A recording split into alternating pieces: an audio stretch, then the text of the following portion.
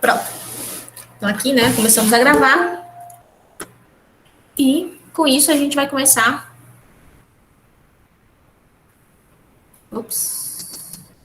Vai começar, então, a nosso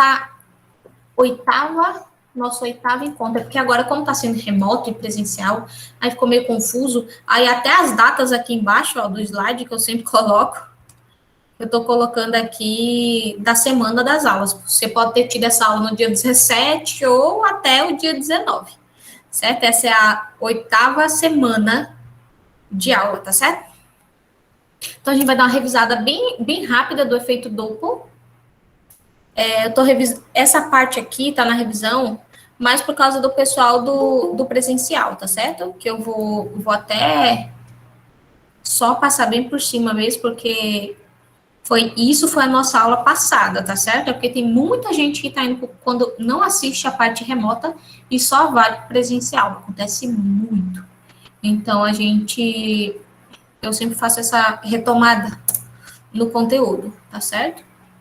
Que então, o efeito Doppler, ele vai ser o efeito, né, que muda, que causa uma alteração na frequência percebida pelo observador quando a fonte da onda e o observador estão em movimento relativo. Então, quando existe esse movimento relativo, esse movimento causa uma alteração na frequência com que o observador que o observador percebe. Então, a frequência aparente ou a frequência Doppler vai ser a frequência alterada pelo efeito Doppler, certo? Que é causada por causa do movimento relativo entre a fonte da onda e o observador.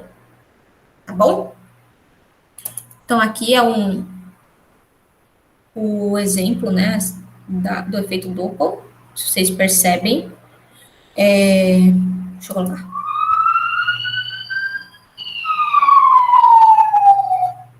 Então, o efeito Doppler é isso. Vocês percebem que o som percebido pelo observador que está aí parado na beira da estrada, esse observador, ele percebe essa frequência mudando durante esse movimento, que é esse movimento relativo entre a fonte da onda, que é a sirene, que está na ambulância, e o observador, que está aí parado na beirada da estrada. Então, ó, ele percebe um som mais agudo quando a ambulância está se aproximando dele, e depois ele percebe um som mais grave quando ela vai se afastando. Deixa eu voltar para vocês perceberem isso de novo. Aí a gente passa para o próximo. Agudo e grave, certo? Então, a frequência aparente, a que ele percebe, ela é alterada por causa desse movimento relativo, tá certo? Para o motorista da ambulância, a sirene não muda. Ela faz o mesmo som o tempo todo. Quem percebe essa distorção, vamos chamar assim, essa distorção da frequência, é o observador. Tá certo? Deu para entender até aí? Sim. Então, aqui, né, eu coloquei no slide só para resumir, que o efeito Doppler é isso aqui, ó, ambulância em movimento relativo a dois observadores, nesse caso. Então, ó, o movimento dela meio que desloca a onda sonora. Então, causa essa distorção da frequência com que os observadores percebem. Então, para esse observador aqui, a ambulância está se aproximando, né? Então, olha só como o comprimento de onda fica curtinho, né? Fica bem apertadinho essas frentes de onda. Então, com isso, a frequência fica alta. Então, na aproximação, a frequência é maior, certo? A frequência é maior, por isso que a gente escuta o som mais alto. E já no afastamento, quando ela está se afastando desse observador aqui, tá vendo como o comprimento de onda, as frentes aqui de onda ficam bem mais afastadas, né? Então, o comprimento de onda fica maior. Então, por isso, a gente tem uma frequência mais baixa. Então, ó, na aproximação, a frequência é alta e no afastamento, a frequência é baixa. pela frequência aqui ser baixa no afastamento, a gente escuta um som mais grave, tá certo? A fórmula que a gente usa, então, para relacionar essa frequência original, que é aquela que a fonte, a sirene, está emitindo mesmo, e a fonte, e a frequência Doppler, que é a frequência aparente, a fórmula é essa, a gente usa a frequência original e multiplica pela velocidade do som, mais ou menos a velocidade do observador, dividido pela velocidade do som, mais ou menos a velocidade da fonte. Aí, esse mais ou menos vai depender se a gente está falando de aproximação ou de afastamento, certo? Aí tem aqui os casos nesses quadrinhos. Se for aproximação aqui, onde tem a velocidade do observador, vai ser mais. Se for afastamento, vai ser menos. Se for aproximação, aqui onde tem velocidade da fonte, vai ser menos. E se for afastamento, vai ser mais. Que é o contrário. Chegou mais alguém, eu acho. Chegou? Sim, chegou. Então, para isso, a gente vai fazer nosso primeiro exemplo, né? Para colocar em prática aí, né? A fórmula é essa.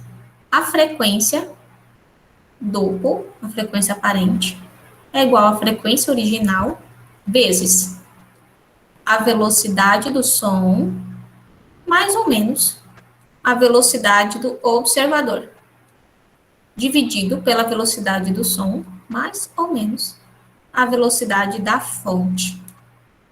Então, vamos ler aqui para a gente organizar nossas ideias. Um carro trafega a 20 metros por segundo, ou seja, o carro trafega 20 metros por segundo em uma estrada reta. Então, ó, a velocidade do carro é 20 metros por segundo. O carro se aproxima de uma pessoa parada no acostamento. Então, ó, a pessoa está parada no acostamento, querendo atravessar a estrada. O motorista do carro, para alertá-la, toca uma buzina, cujo som, por ele ouvido, tem 640 Hz de frequência. A frequência do som da buzina percebida pela pessoa parada é aproximadamente qual dessas 5 alternativas? Considere a velocidade do som no ar igual a 340 metros por segundo. Então, ó, a velocidade do som é 340 metros por segundo. O que é que ele quer que a gente ache? Vocês conseguiram identificar aí? Quer que a gente calcule o quê?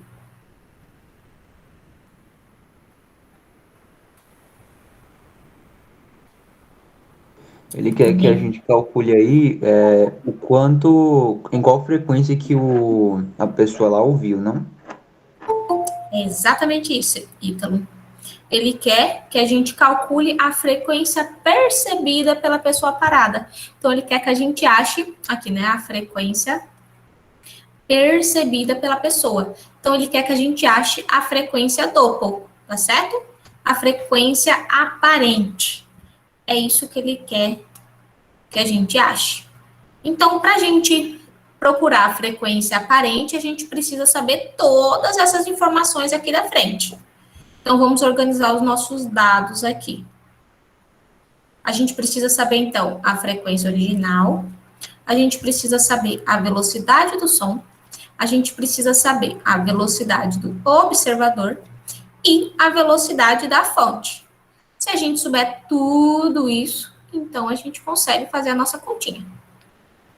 Então, vamos lá. Vocês conseguem aí no texto identificar qual é a frequência original dessa buzina? 640? 640 Hz. Isso. E a velocidade do som? Aí é 340. 340 metros por segundo. Lembrando que 340 metros por segundo é constante, é uma constante física. Ou seja, em qualquer exercício, a velocidade do som sempre vai ser 340 metros por segundo. Velocidade do som no ar, né? E a velocidade do observador? Quem é o observador para começo de conversa? O observador tá parado, né? Ele é zero, Isso, zero isso, um. exato. O observador é a pessoa parada na beira da estrada. Então, para quem está parado, né, a velocidade é zero. E a velocidade da fonte? A fonte é o carro que vai buzinar, né? A buzina está no carro em movimento. Então, 20. a velocidade é a velocidade do carro, 20 metros por segundo. Então, agora a gente já tem todas as informações para substituir aqui na fórmula. Eu vou mudar de cor só para não misturar.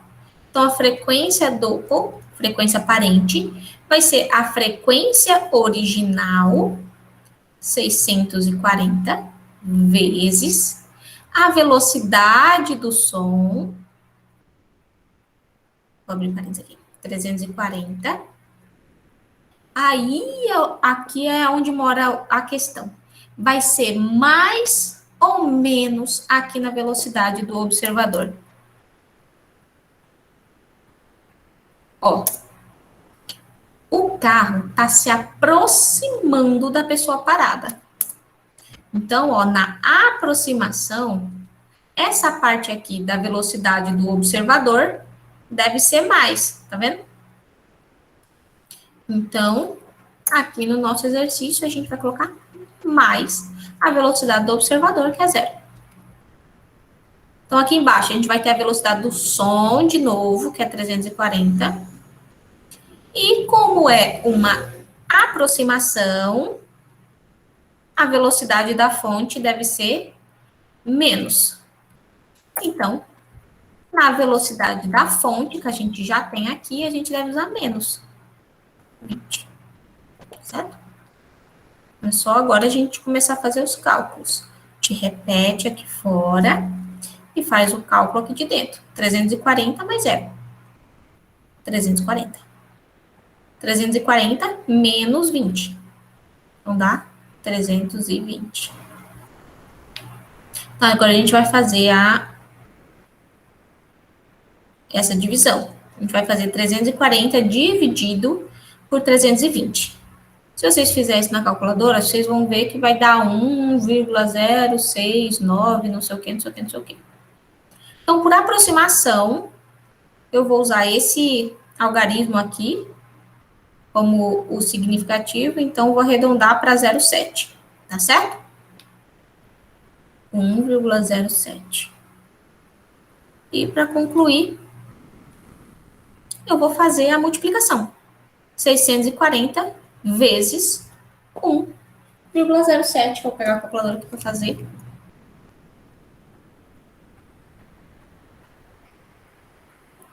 (640) vezes 1,07.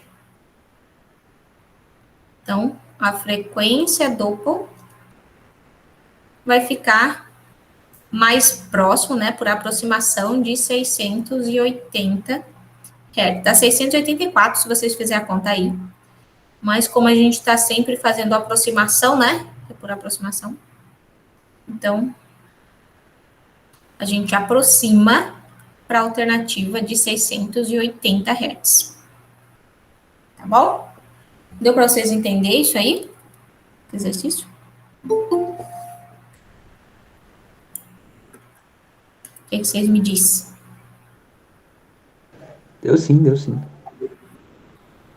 Bom. E o próximo aqui é só teórico, né? Um observador ouve um apito de um trem se aproximando, então ele ouve ele se aproximando, e depois se afastando, conforme as figuras 1 e 2. Sabendo que o apito do trem soa com frequência natural contínua, a frequência do apito ouvido pelo observador aumenta na aproximação e permanece constante durante o afastamento do trem. Aumenta tanto na aproximação quanto no afastamento. É constante tanto na aproximação quanto no afastamento. Aumenta na aproximação e diminui no afastamento, ou diminui na aproximação e aumenta no afastamento. Essa questão aqui, a gente responde com a informação desse slide. Ó, a frequência, ela é mais alta quando a fonte está se aproximando do observador. E a frequência, ela é mais baixa quando ele está se afastando do observador, tá certo? Então, na aproximação, essa frequência aumenta, enquanto no afastamento, essa frequência diminui, certo?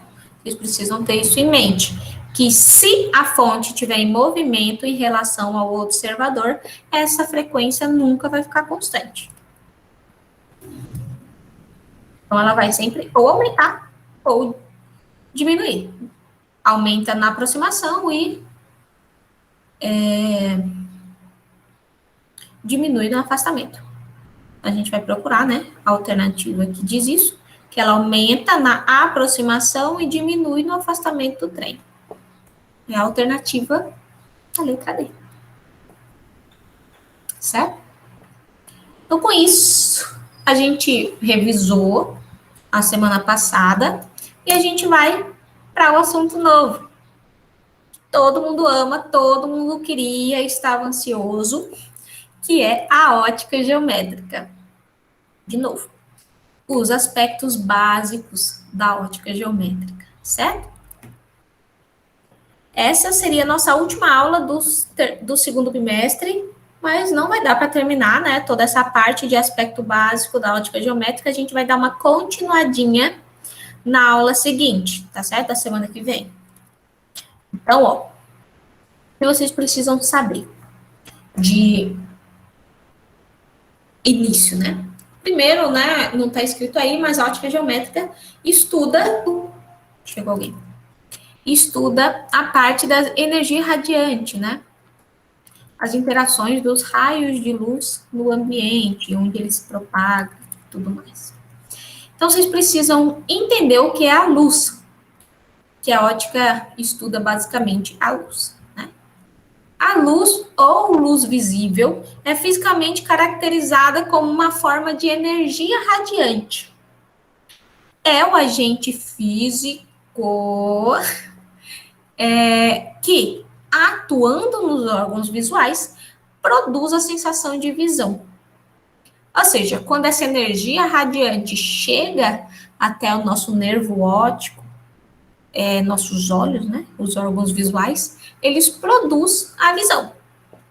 E o que é essa energia radiante que atua nos nossos órgãos visuais? A energia radiante é aquela que se propaga na forma de ondas eletromagnéticas, certo? A gente vai ver agora o espectro eletromagnético, né? Mas eu quero deixar para vocês esse adendo que na ótica geométrica, mesmo a luz se comportando também como uma onda, a gente estuda ela na ótica geométrica, a gente estuda a sua natureza corpuscular, certo? Como se a gente estuda a luz como sendo uma partícula. Porque o fóton, né? Ele tem uma natureza dual. Ele pode ser onda e ele pode ser corpúsculo, partícula, certo? Então, dependendo da situação que a gente precise, dependendo do experimento, ele se comporta com uma dessas duas naturezas.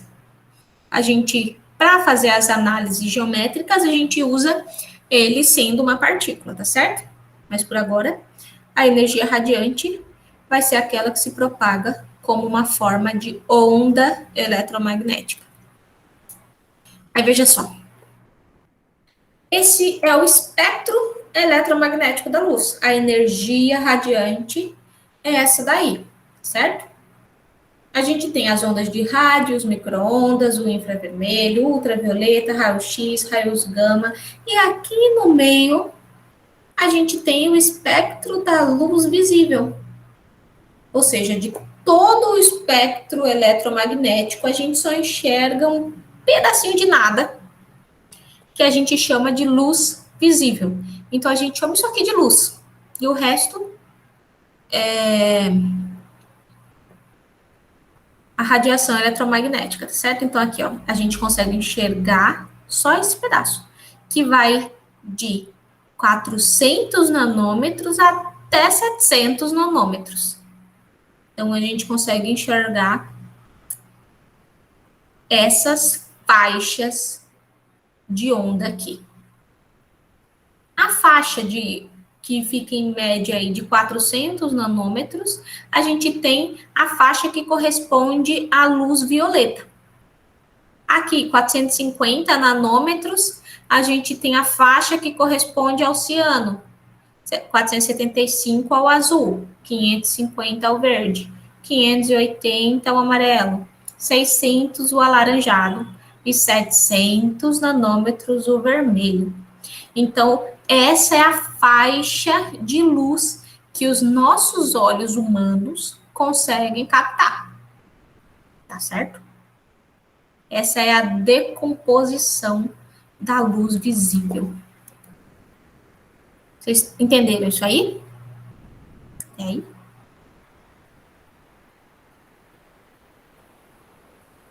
Gente, vocês falem pela caridade. Pra eu saber se tá dando certo ou se não tá dando certo. Deu sim, Lígia. Eu não respondi antes porque tava anotando. Ah, tá certo. Deixa eu quase caindo. Então, vamos lá. Aspecto da luz visível. E, como eu disse, né, ela é a decomposição da luz visível, porque a luz visível é a junção de todo esse espectro que a gente está vendo aqui, né? Todas essas 7 lindas cores do arco-íris, quando elas se juntam, ela é a luz branca. Luz branca, a luz do sol, a luz da lâmpada, certo? Então, quando a gente decompõe essa luz branca, a gente tem aqui, ó, a decomposição vai ser as 7 faixas de cores, tá bom? Então, vamos seguir a vida. Isso aqui, né, foi a explicação do que é luz, certo? Que é luz. Então, agora a gente vai começar a pegar umas informações, assim, umas definições importantes da ótica para a gente poder começar a desenvolver o nosso conhecimento. Vocês precisam saber o que é, quais são, né, o que tipos de fontes de luz existem. Fonte de luz vai ser aquilo que produz iluminação, que está produzindo a luz, certo? Está emitindo luz.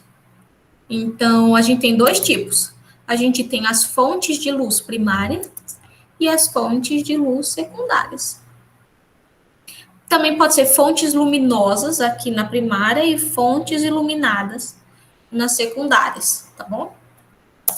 Então, a gente tem, nas fontes primárias, são aquelas fontes, né, que produzem a própria luz que emitem. Pode ser fontes incandescentes ou luminescentes. Então, aqui nesses 3 exemplos, por coincidência, eu coloquei todos incandescentes. Eu devia ter dado uma misturadinha assim, mas eu só pensei depois. Então, ó, fonte primária é aquela que produz a própria luz, certo? Ela emite e produz essa própria luz.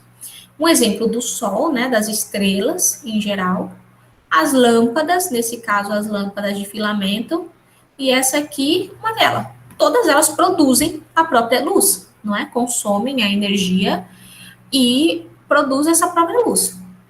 Porém, todas elas, eu disse, todos esses 3 exemplos são incandescentes, porque todos eles precisam de uma energia térmica mais alta para poder produzir essa luz. O Sol, né, com a sua combustão nuclear, a lâmpada esquentando o filamento aí da lâmpada, né, e a vela queimando o pavio e a cera, derretendo a cera, certo? Então, todas elas precisam de uma alta energia térmica. Enquanto as luminescentes não precisam de uma alta temperatura, assim. Vai ser aquelas lâmpadas. Gente, como é que pode? Esqueci o nome. Essas lâmpadazinhas De LED. brancas. Lâmpada de LED, tem outro nome que eu esqueci. Incandescente? Não. Como é o nome dessa? Incandescente é outro. Como é o nome dessa lâmpadazinha É comprimida? fluorescente, não? Fluorescente? Sim. Isso. Aí a gente tem justamente dentro das fontes luminescentes, a gente tem as fluorescentes e as fosforescentes. Que aí os fosforescentes vai ser aquelas que brilham no escuro, sabe? Que absorve um pouquinho da luz e depois ela emite a própria luz com as suas questões químicas lá dentro, que quando a gente apaga a luz, ele ainda continua iluminando um pouco. Aqueles tecidos, plásticos, pulseiras que brilham no escuro, né? Essas são as fontes primárias, produzem a própria luz.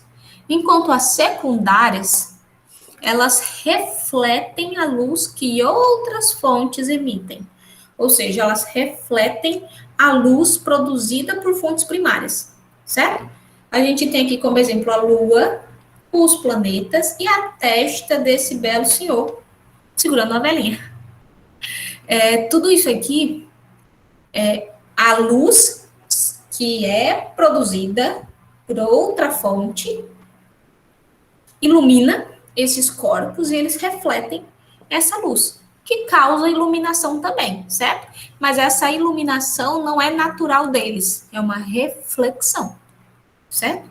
A Lua e os planetas refletem a luz do Sol, enquanto a testa do Senhor reflete a luz da vela. Entendeu? Tá dando para vocês entenderem? Até aí?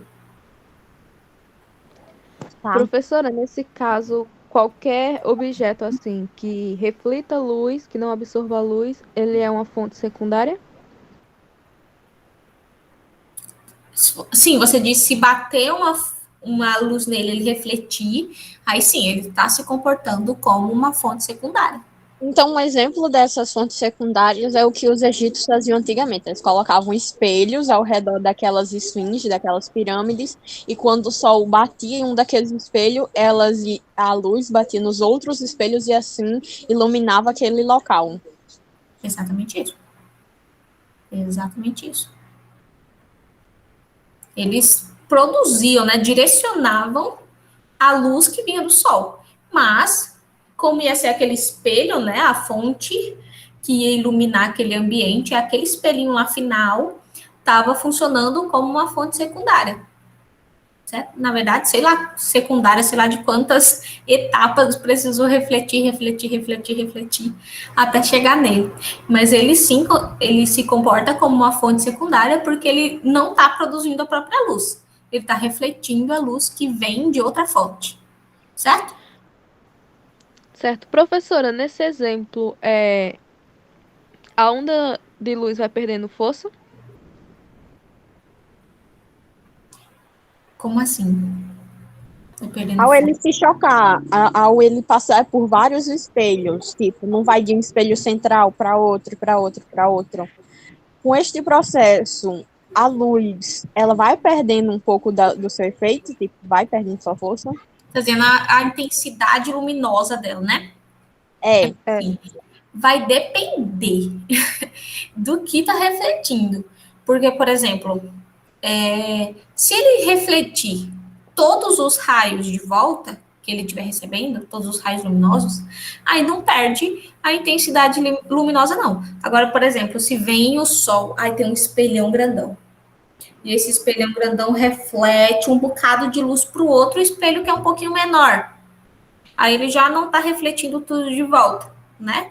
Mas a superfície refletora vai depender também um pouco da superfície. Se ela for polida e se ela for perfeitamente lisa e polida como um espelho, aí ela reflete 100% daqueles raios que está recebendo. Agora, se a superfície absorver parte dessa radiação luminosa, então ela vai diminuir sim, certo? Comparado com a original, né? É isso que está querendo dizer, né? Era. Sim, mas deu para explicar a sua dúvida? Deu. Então, tá bom. A gente viu as fontes, né? E essas fontes, elas propagam, né, a luz através de raios de luz. Esses raios de luz, eles são segmentos de reta orientados que representam o sentido da propagação e auxiliam na construção de imagens em diversos sistemas ópticos, que é justamente lá o estudo da ótica geométrica, né? Que usa geometria para estudar como vai se comportar a formação das imagens, a construção das imagens. Então, ó, o raio de luz é esse segmento de reta aqui sozinho, ó, tá vendo? É um raio de luz. Aqui a gente tem outro raio de luz. Então, cada segmento de reta orientado desse representa um raio de luz, que basicamente ele representa aqui, ó, a gente tem a partículazinha de luz, certo? Representa o sentido da propagação dessa luz. Então, ó, a gente tem a partícula e ela se propaga para cá, então o raio luminoso é esse. Se propaga para cá, se propaga para cá. Estão entendendo? Esses raios de luz, serve para representar a trajetória da luz, certo? Então, aqui nesse exemplo seguinte, a gente tem um raio de luz saindo da fonte e chegando até os olhos do observador. Tá vendo? Ele ligou a lâmpada e esse raio de luz atingiu o observador. Esse outro foi para lá, esse outro veio para cá, esse aqui veio para cá, esse aqui veio para cá, mas o que atingiu mesmo os olhos do observador foi esse raio de luz aqui, que veio por essa trajetória específica. Estão entendendo? Sim, senhora. Valeu. Então, raio de luz é isso, a reta orientada. Já os... Vixe, ficou bem organizado. Já os feixes de luz é um conjunto desses raios, certo? Então, ó, se a gente pegar 2 ou mais raios de luz, a gente tem um feixe. Ó, um raio de luz, outro raio de luz, outro raio de luz. Quando a gente pega tudo isso aqui, a gente tem um feixe. Certo? Então, a gente tem 3 tipos de feixes de luz. A gente tem os convergentes, que é aqueles, ó, que começam mais separados e se convergem para um ponto em comum, ó. Eles vêm tudo para aqui, tá vendo? Eles convergem. Tem o divergente, que começa aqui e se separa. Eles divergem, muda, diferencia, né, as suas trajetórias. E a gente tem o paralelo, que mantém o espaçamento, né, entre os raios de luz. Mantém um paralelo ao outro. Distâncias iguais, certo? Durante todo o trajeto. Então, feixes convergentes, aqui um exemplozinho, né, a lupa, que era mais comum nos anos 80, 90. As crianças tinham o que fazer, pegava a lupa e queimava as formigas, ou as folhas secas e essas coisas. Pegava os raios de sol e com a lupa convergia os raios para um único ponto. Exemplo, né, de feixe divergente, ó, uma lâmpada quando acende, tá vendo? Ele se espalha, começa ali em cima e se espalha, abre um cone. Os faróis dos carros também, né? O caminho, a luz se abre assim, o feixe. Então, como se abre, a gente tem um feixe de luz divergente. E os paralelos é esse que mantém as suas distâncias, né? Seus espaçamentos entre os raios de luz constantes. Vocês conseguiram entender a diferença entre esses 3 feixes de luz? Sim, sim. Vai ser basicamente como se comporta, né, os raios de luz durante sua trajetória. Se estão se aproximando, se estão se afastando, ou se mantém seus espaçamentos constantes. Viram que são raios? Só é difícil pegar a vibe dos paralelos, porque são poucos os exemplos, eu acredito, né? São. é mais assim, esses refletores mais potentes, trens de lasers, certo? Agora, na maioria mesmo, a gente vai ter, no real, assim, a gente encontra mais facilmente os divergentes. São as lâmpadas, lanterna, as coisas geralmente vai ser divergentes. Então, agora que a gente viu o que é a luz, a gente viu como ele se propaga, esses raios de luz. Agora a gente vai ver como esses raios de luz, esses feixes, como essa luz interage com o meio material, ou seja, como ela interage com o ambiente que ela está se propagando, certo? Então, ó, podemos classificar os meios materiais de acordo com a forma com que a luz se propaga ou não nesses meios materiais. Então, ó, a gente vai ter os meios transparentes, os meios translúcidos e os meios opacos. Os meios transparentes permitem que a luz se propague neles, mantendo o paralelismo dos raios luminosos. Então, veja, lá vem a luz. Tá vendo que aqui a gente tem um feixe paralelo? Mesmo espaçamento. Depois que ele passa por esse meio transparente, ó, esse aqui, o meio azulzinho, tá azul é para ser transparente, né? Tá vendo? Ele mantém essa trajetória paralela dos raios de luz, tá vendo? Mantém o paralelismo dos raios luminosos. E com isso, a gente consegue ver uma imagem límpida, nítida, certo? Perfeitamente nítida. Exemplo aqui do vidro, da água, que é tudo meios transparentes. A gente vê tudo isso com muita nitidez. Já os meios translúcidos, ele permite que a luz se propague nele, tá certo? A luz passa por ele, porém ele não mantém essa trajetória. Apareceu alguém aqui para aceitar, mas sumiu. Deixa eu aparecer de novo.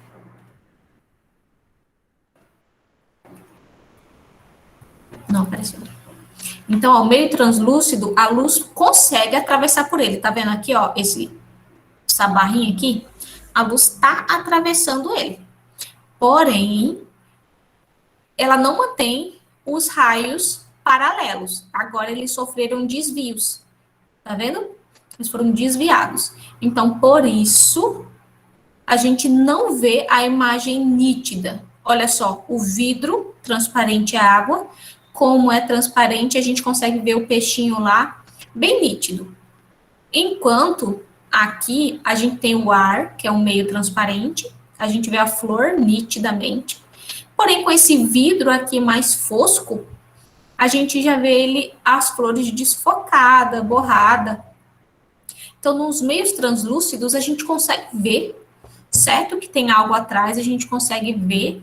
Porém, essa imagem não é formada nitidamente. Tá dando para vocês ouvir? Ou entender isso? E não dá para ver nitidamente porque esses raios foram desviados da sua trajetória original. Deu para entender? Deu sim. E os opacos, ele não permite a propagação da luz. Então, veja só, essa barra aqui, ó, marrom. Tá vendo? Não passa. O raio de luz não se propaga através dos meios opacos. Então, chega até aqui e aqui mesmo para.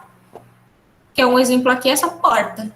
As paredes, certo? O raio de luz bate ali, mas não atravessa. Então, a gente não consegue ver o que tem do lado de lá. Quem está do lado de lá não consegue ver quem está do lado de cá. Porque os raios de luz, eles não se propagam através de meios opacos, que vão ser as superfícies sólidas mas não só sólidas, porque o vidro também é sólido, né? Mas opaco, porque ele barra mesmo, que a gente não consegue enxergar o que tem do outro lado. Deu para vocês entenderem o que é meio transparente, meio translúcido e meio opacos? Basicamente, cada um desses é como a luz consegue ou não se propagar por eles. Se vai ser sem nenhuma sem nenhum desvio, né? Sem nenhum impedimento. Se vai ser com desvios mas passa complicado, né? Passa confundindo os raios de luz, desviando, e os meios opacos é aquele que não passa, que simplesmente não permite a propagação da luz, tá bom? Então, já descobrimos o que é a luz. Deixa eu só ver a hora. Essa aula é até que hora, gente? Depois eu vejo. Então, a gente já viu o que é a luz. A gente já viu os raios, né, os feixes, como elas se propagam. A gente já viu também as fontes e tudo mais. E agora a gente viu como ela interage com o meio material, né? Como ela interage com o ambiente. Agora a gente vai ver as cores dos objetos e a gente vai encerrar a aula, tá certo? A cor dos objetos, ela acontece por reflexão, tá certo? Então, primeiro vocês precisam saber, lembrar lá que eu já disse para vocês, né, que a luz branca é a junção de todas as cores. A gente junta tudo e tem a luz branca. Então, quando a gente separa, a gente tem aqui as cores primárias, a vermelha, a azul e a verde. E a gente tem as secundárias, a amarela, que vai ser a junção da vermelha e da verde. A azul, que é a junção da azul com a verde. A ciano, quer dizer, deixa eu pegar aqui a agenda só para olhar o horário. E o ciano, aqui em cima, o magenta, quer dizer, que vai ser a junção do vermelho com o azul. E esse horário acaba às 4h30. Eu já passei um bocadinho do horário de vocês. Então, vou deixar essa parte, que os cores do objeto ainda é grandinho, sabe? Ainda tem exercícios e tudo mais.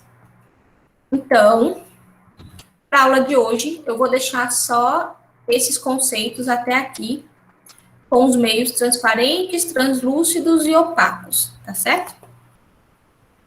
Aí eu vou encerrar a aula, né, de hoje, dando tchau para vocês. E na próxima aula a gente continua. Então, o assunto de ótica geométrica, tá bom? Vai ter frequência? Vai, sim, senhora, que eu vou lançar agora, neste instante. Assim, deixa eu encerrar a apresentação e a gravação, né?